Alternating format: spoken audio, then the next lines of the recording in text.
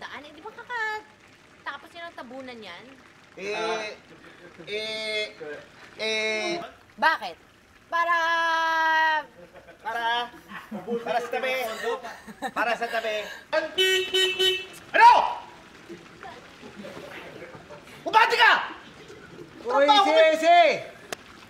Sir, mukha nga pong napasobra sa lalim yung hubukay na yun yung sena eh. Ano? Tino, this is Brando and Miss V, manager niya. Si Tino po, ang life story niya, yung life story ni Tino, yung gagawin nating movie. Saan ho ba kayo lumabas, sir? Kung baka napanood mo yung pelikula kung isang daliri lang ang katapat mo. Yun ang pelikula ng